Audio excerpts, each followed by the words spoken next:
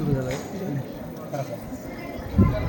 सारेखा, अगं ये सारेखा. काय झालं व? अगं मला गावाकडे जायचे. यंदा तू बाजारात जाऊ. मला नाही जायचं बाजाराला. अगं ह्याच वेळी जाऊ नये. मला गुराढोरांना पाणी सुद्धा पाजायचे. आणि जेव्हापासून ही हरिणी गेली ना, तेव्हापासून माझ्या डोक्याला तापच आले. यंदा वेळेस जाऊ नये. यंदाच्या वेळी मीच जाते. जाते. काय बाबा या बाजाराची कटकट कटकट कधी मिटते कोणाच ठाऊक. आठवड्याच्या बाजाराला जाण्यासाठी काही स्त्रिया व काही पुरुष निघाले होते. आठवड्याच्या बाजाराला जाण्यासाठी काही स्त्रिया व काही पुरुष निघाले होते. जाताना एका घराच्या दारात एक स्त्री डोक्याला हात लावून बसलेली ते पडतात व त्यांच्यात हा गमतीदार संवाद सुरू होतो. तर चला बघूया त्यांच्यात हा गमतीदार संवाद. फोटो इकडे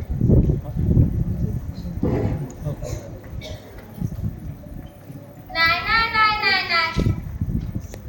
काय झालं सारिका? असं का बसलीस? मला बाजारला जायचं नाही. मला बाजारला जायचं नाही. का गं बाई, का गं बाई, का गं बाई? नग ग बाई, नग ग बाई, नग ग बाई. का बसायचं नाही बाजाराला? कारण ते सांगशील की नाही? अव बाजारला जायचं आणि कशा कशाची खरेदी करायची. अव मंडळ तेच तर डाळ तांदूळ आणि पालेभाज्या साबण कपडे चपला काय वेळ लागतात आपल्या या संसाराला.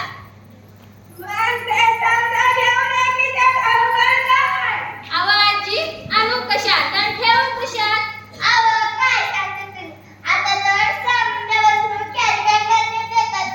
अव तोच तर मोठा घोटाळा हाय.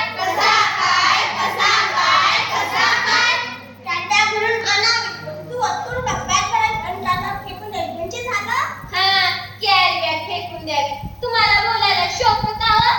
अव त्या समद्या कॅरी बॅगा गटारी करतात. समद्या नाल्यात तुडुंब भरतात आणि सांडपाणी येतं रस्त्यात. अव त्योच तर सांगतो या. ध्यानात येत का नाही? मला बाजारला जायचं नाही. मला बाजारला जायचं नाही.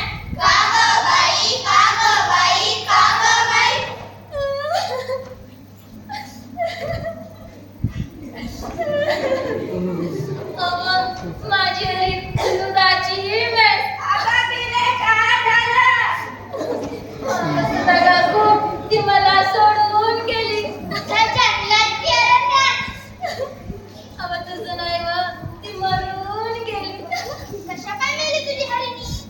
तिच्यासाठी तू का गतिरोधकाने का नाही केलं औषध पाणी?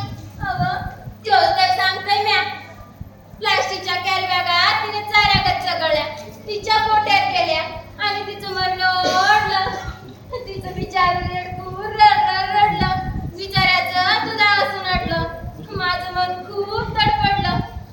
प्लास्टिक ह्योच कारण जनावराचं ओढतोय मरण. म्हणून म्हणते मला बाजारला जायचं नाही. मला बाजारला जायचं नाही.